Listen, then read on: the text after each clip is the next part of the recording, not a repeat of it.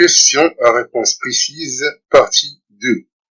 Donc, la question A, déterminer les réels A, B, C tels que pour tout réel x différent de moins 1, on a x carré sur x plus 1 est égal à ax plus b plus c sur x plus 1.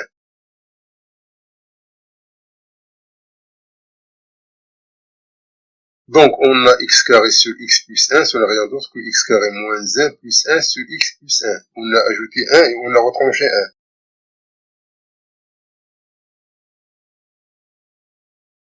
Donc, est égal à x carré moins 1 plus 1 sur x plus 1. Donc, x carré moins 1, c'est une identité remarquable. Donc, est égal à x moins 1 facteur de x plus 1 sur x plus 1.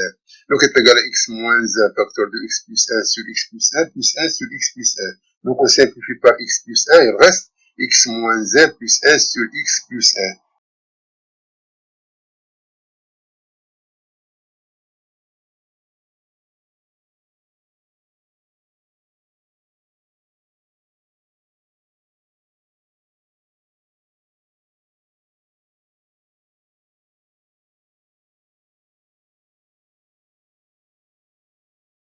D'où on a A est égal à 1, on a B est égal à moins 1 et on a C est égal à 1.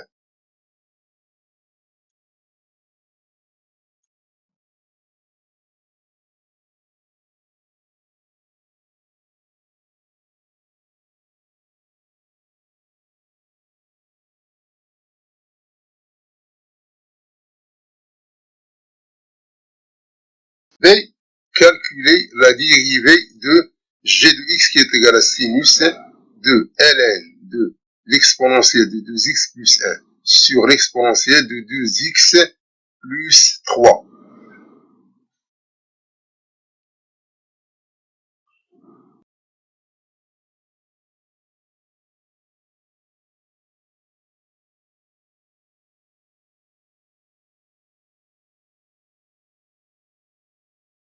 Donc, on sait que f en g', c'est f' de g de x qui multiplie g' de x.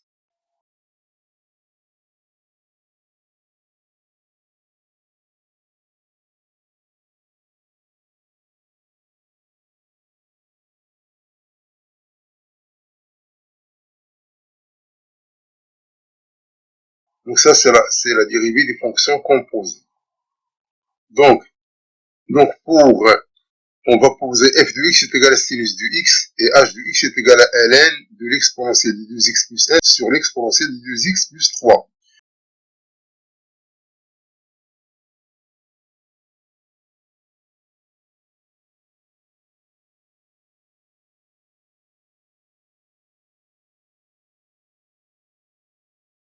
Donc g' de x est égal à sinus prime de ln de l'exponentielle de 2x plus 1 sur l'exponentielle de 2x plus 3 qui multiplie la dérivée ln prime de l'exponentielle de 2x plus 1 sur l'exponentielle de 2x plus 3.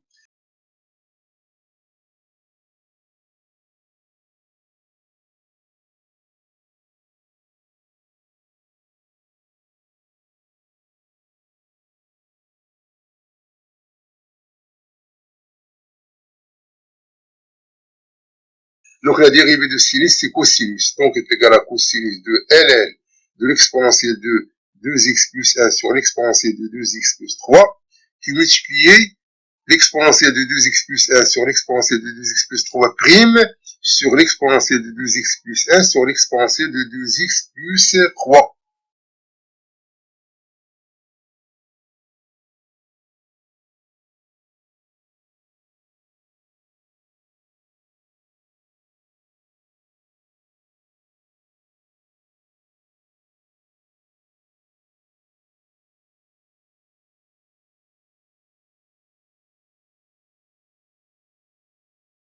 Donc après calcul, on va trouver que ça, c'est égal à cosinus de ln de l'exponentielle de 2x plus 1 sur l'exponentielle de 2x plus 3 qui multiplie 4 fois l'exponentielle de 2x sur l'exponentielle de 2x plus 3 facteur de 2x plus 1.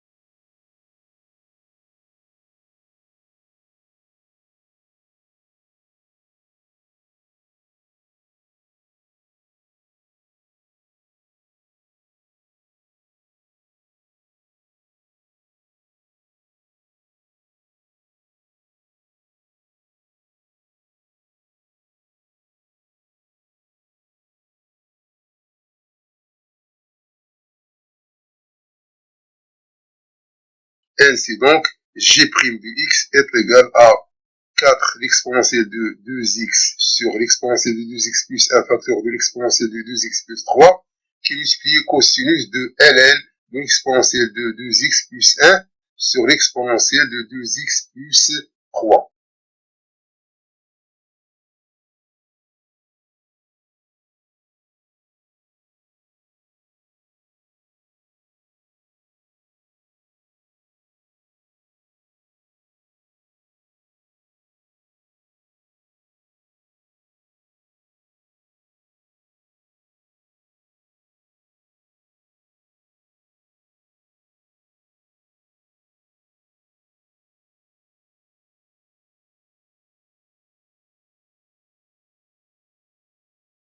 C, on considère la fonction f définie par f de x est égal à moins x plus 7 plus 6 ln de 2x plus 1 moins 6 ln de 2x plus 2 sur l'intervalle i qui est égal à moins 1 demi ouvert vers plus l'infini. Étudier la position de la courbe C de f par rapport à la droite d'équation y est égal à moins x plus 7.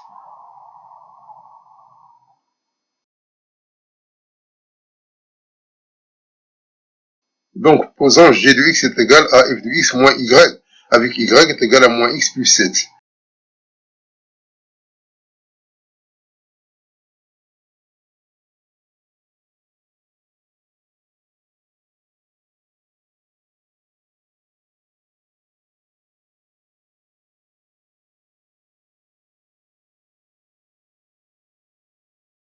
Donc, on aura donc g de x est égal à g de ln de 2x plus 1 moins 6 ln de 2x plus 2.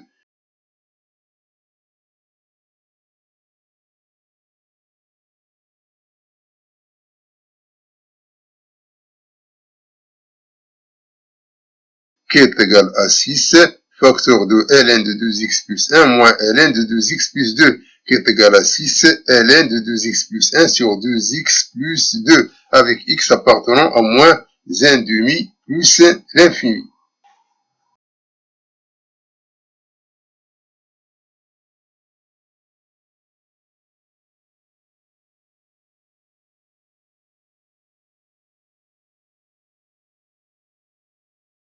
Donc, c'est-à-dire que x est supérieur strictement à moins 1 demi. Dans cet intervalle, on aura 2x plus 1, il est supérieur strictement à 0. Et on a 2x plus 2 est supérieur strictement à 0. D'où g de x, il est positif.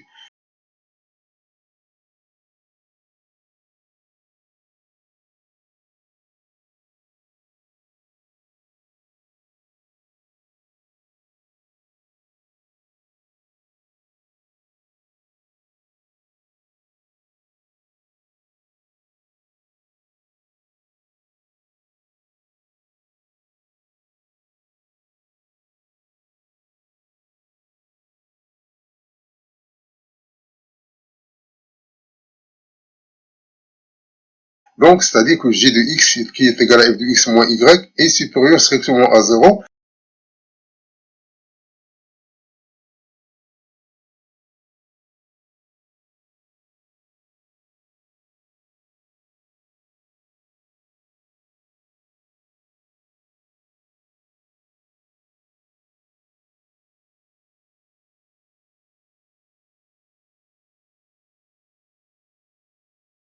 C'est-à-dire que f de x est supérieur à y. Autrement dit, la courbe C de f est au-dessus de la droite d'équation y est égal à moins x plus 7.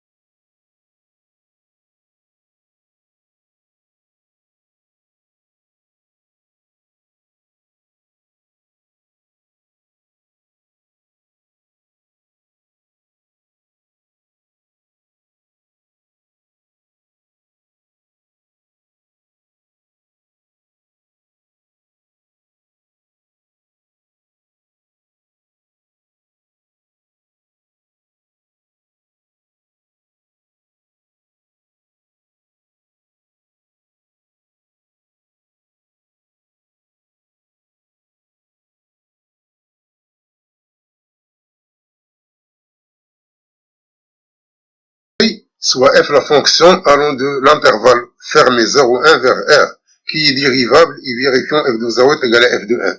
On définit une fonction g sur l'intervalle fermé 0,1 par g de x est égal à f de 2x si x est compris entre 0 et 1 demi, et g de x est égal à f de 2x moins 1 si x compris entre 1 demi et 1. Quelle hypothèse faut-il rajouter pour que g soit dérivable sur l'intervalle fermé 0,1?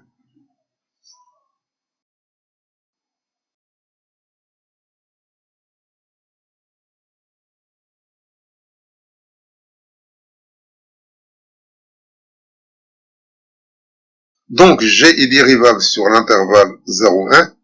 Cela équivaut à g est dérivable à droite de 0, et g dérivable à gauche de 1, et g dérivable en tout point de l'intervalle ouvert 0,1.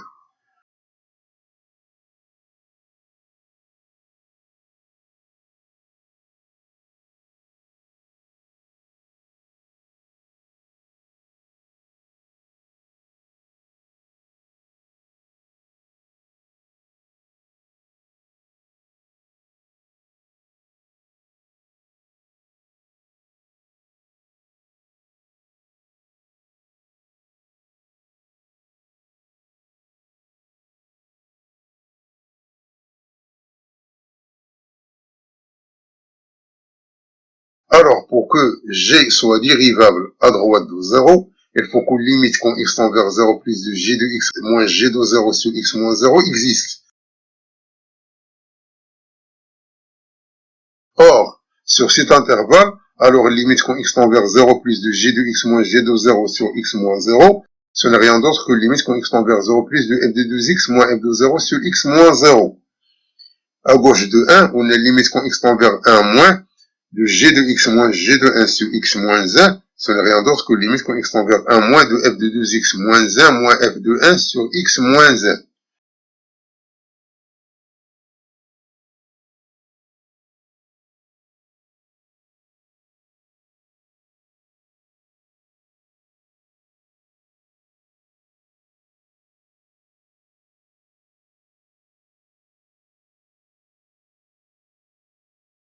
Or, on a f de 0 est égal à f de 1, c'est-à-dire que g de 0 est égal à g de 1, car g de 0 c'est f de 0, et g de 1 c'est f de 1.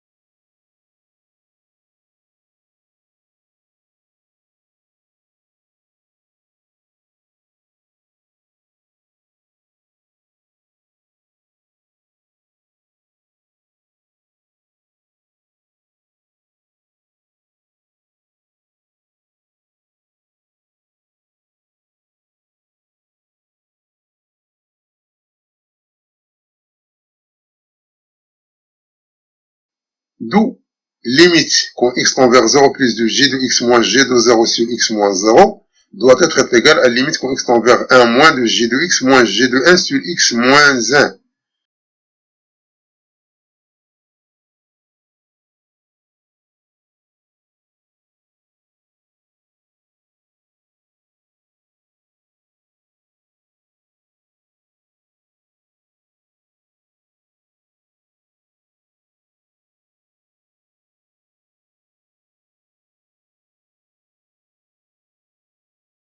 C'est-à-dire que limite quand x tend vers 0 plus de f de 2x moins f de 0 sur x moins 0 est égal à limite quand x tend vers 1 moins de f de 2x moins f de 1 sur x moins 1.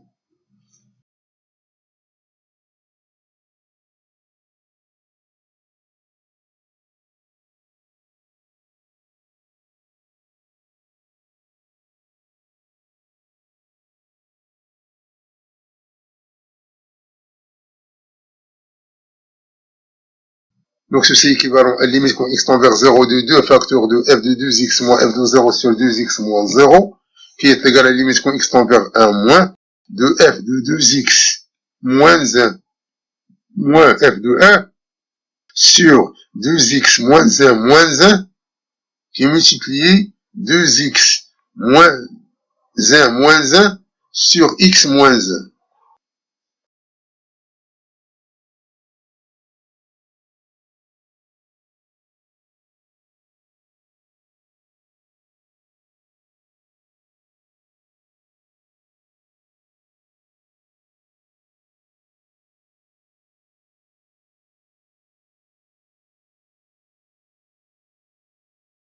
Puisque la fonction f est dérivable au point 0, donc limite quand x tend vers 0 plus 2, facteur de f de 2x moins f de 0 sur 2x moins 0, ce n'est rien d'autre que 2f' de 0. Et limite quand x tend vers 1 moins de f de 2x moins 1 moins f de 1 sur 2x moins 2, qui multiplie 2x moins 2 sur x moins 1, ça nous donne 2f' de 1.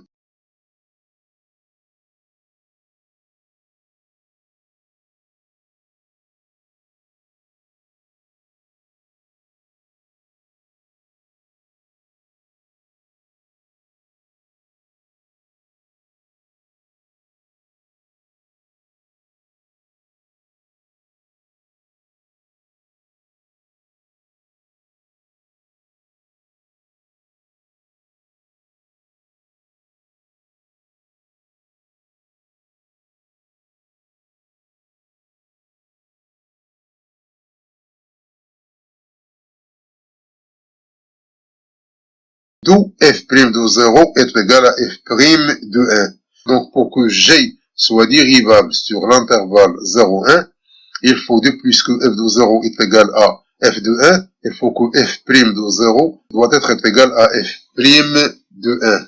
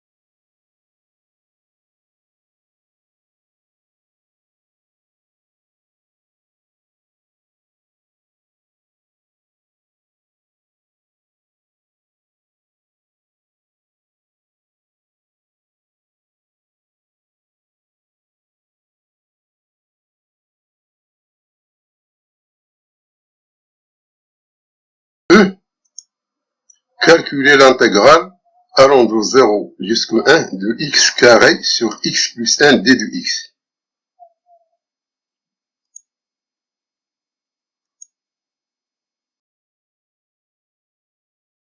Donc, on a l'intégrale de 0 jusqu'à 1 x carré sur x plus 1 d de x, ce n'est rien d'autre que l'intégrale de 0 jusqu'à 1 de x carré moins 1 plus 1 sur x plus 1 d de x, qui est égal à l'intégrale de 0 jusqu'à 1 de x moins 1 facteur de x plus 1 sur x plus 1 d de x.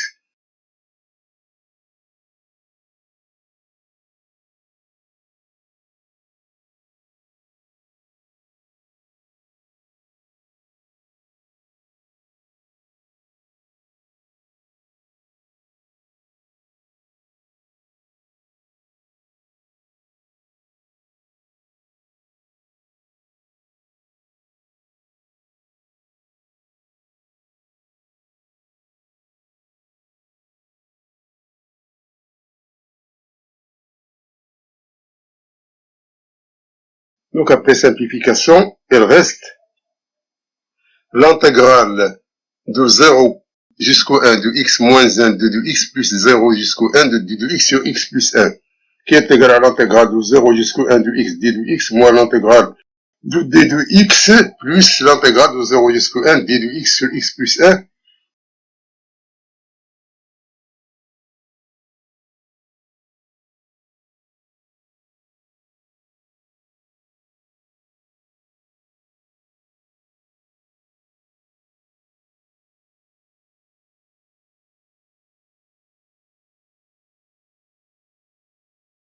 qui est égal à x carré sur 2 entre les bords 0 et 1, moins x entre les bords 0 et 1, plus ln de la valeur absolue de x plus 1 entre 0 et 1.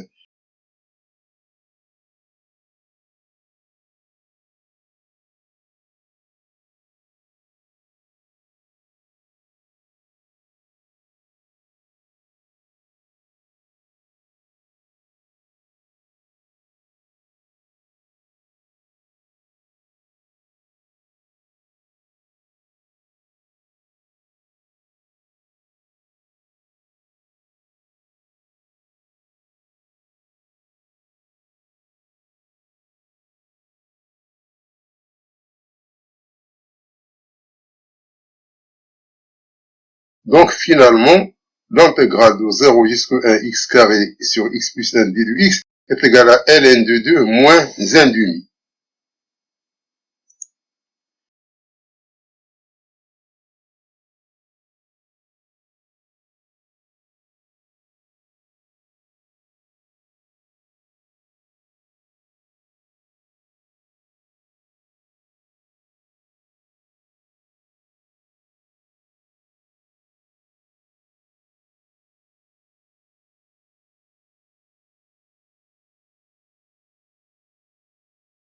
F, résoudre dans R l'équation x racine de x est égal à racine de x à la puissance x.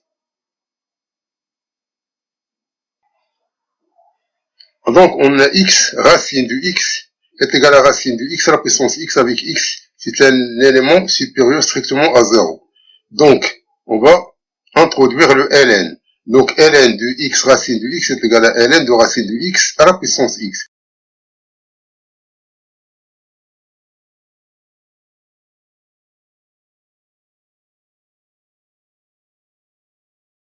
C'est-à-dire que racine de x, ln de x est égal à x, ln de racine de x.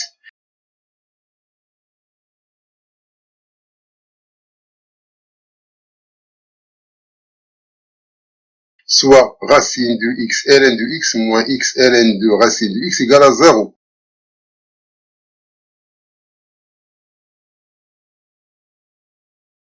Soit racine de x, ln de x moins x, ln de x à la puissance 1 demi égale à 0.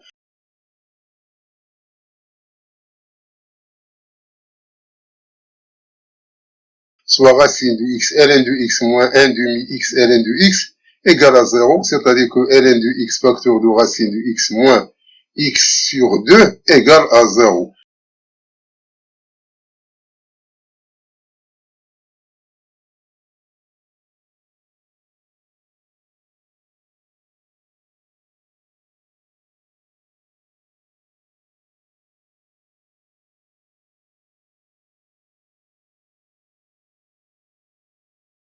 Autrement dit, donc ln de x égale à 0, ou bien racine de x moins x sur 2 égale à 0.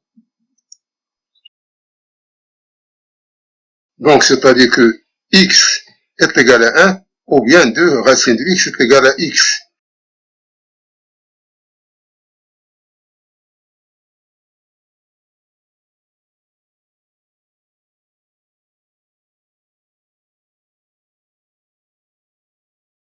C'est-à-dire x égale à 1, ou bien x facteur de 4 moins x égale à 0.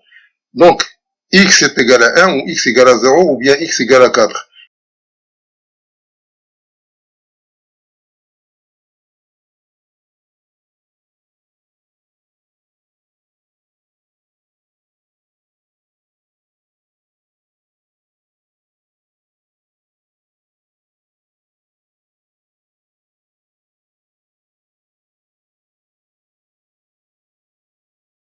Et comme x est supérieur strictement à 0, donc il faut exclure la valeur 0, d'où la solution c'est x est égal à 1 et x est égal à 4, d'où la solution c'est 1 et 4.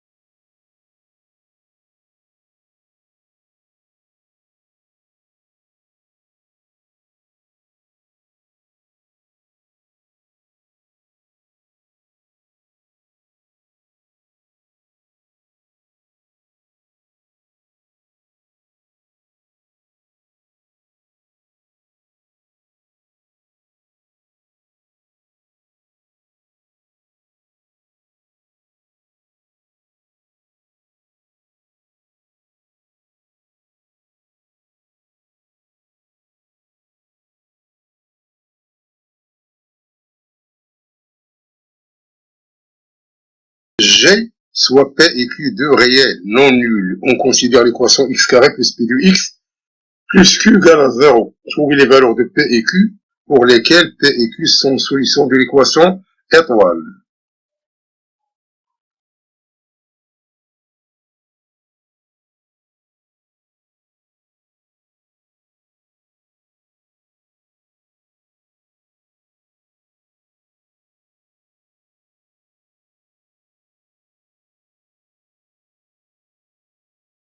Donc, soit x carré plus P de x plus Q égale à 0. Donc, delta, le discriminant, c'est P au carré moins 4Q, qui doit être positif, car on a deux solutions.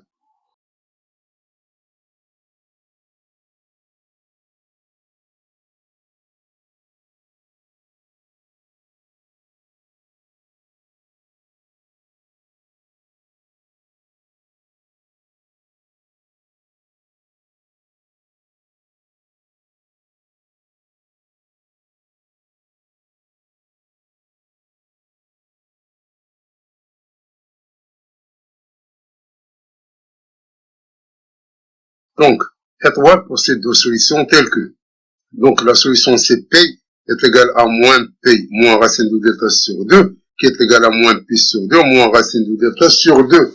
Et on a Q est égal à moins P plus racine de delta sur 2, qui est égal à moins P sur 2 plus racine de delta sur 2.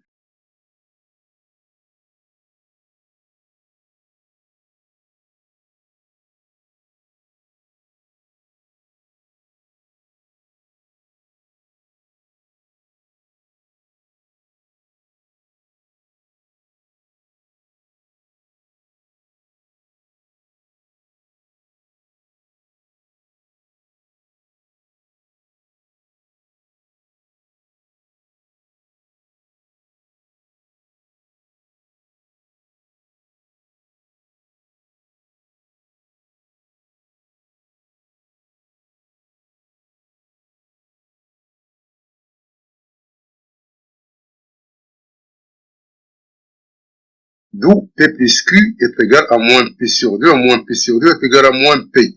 Donc on a une équation, c'est l'équation 1, c'est-à-dire 2P est égal à moins Q.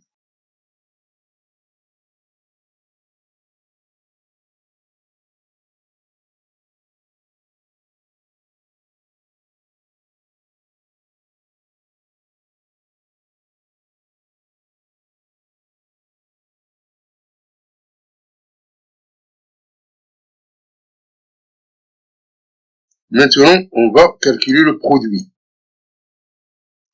On a le produit P fois Q, c'est moins P sur 2 moins racine de delta sur 2, qui multiplié moins P sur 2 plus racine de delta sur 2. Ça, c'est une identité remarquable. C'est égal à P sur 2 au carré moins racine de delta sur 2 au carré, qui est égal à P au carré sur 4 moins delta sur 4.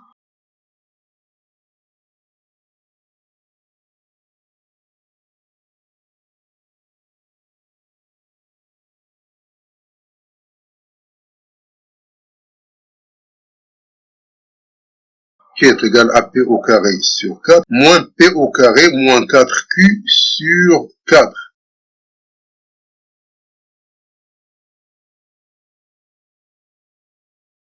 qui est égal à 4Q sur 4 qui est égal à Q.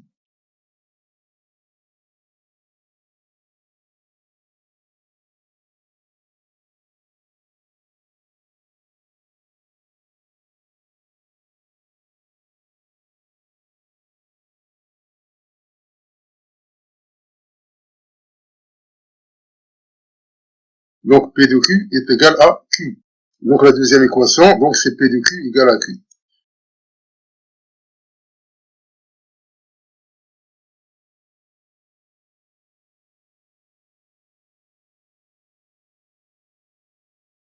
Donc, on a 2P est égal à moins Q et on a PQ est égal à Q.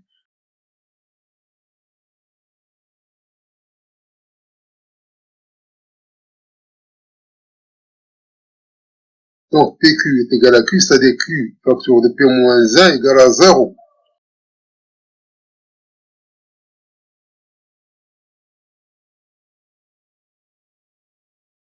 Donc ça dit Q égale à 0 ou bien P égale à 1.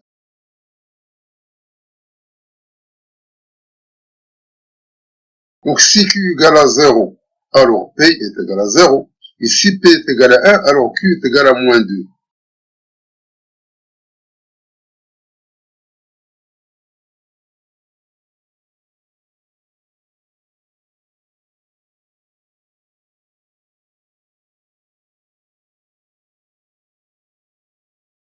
Or, P et Q sont des éléments qui sont différents de 0, d'après l'énoncé.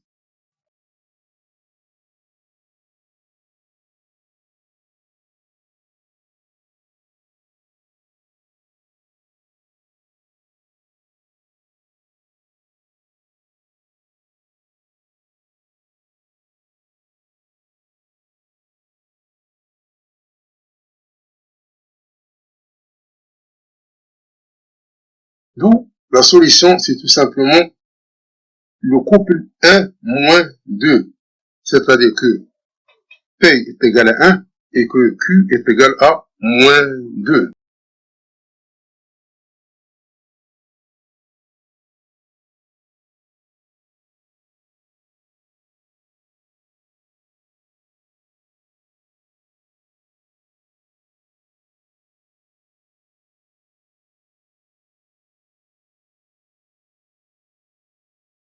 H, éliminer 13 chiffres sur 21 chiffres de telle sorte que la somme des 8 chiffres restants soit égale à 41.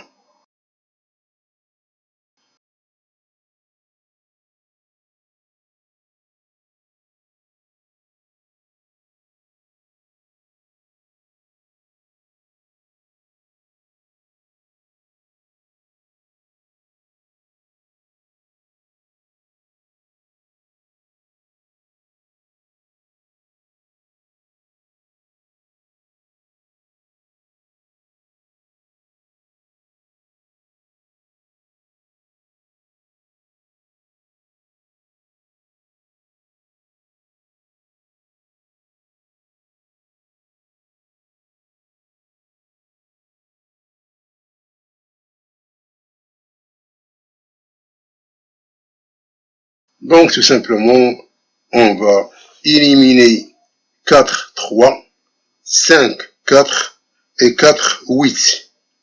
Il reste 8 plus 3, plus 8 plus 3, plus 8 plus 3, plus 4 plus 4.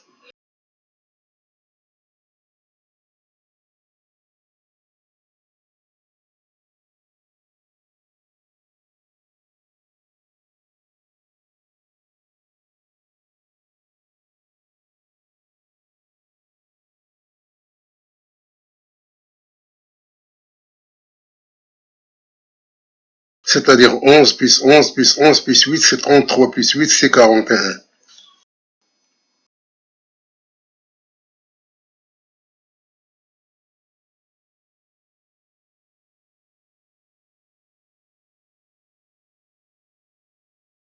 Donc on a ainsi 8 chiffres qui sont les 3 8, les 3 3 et les 2 4.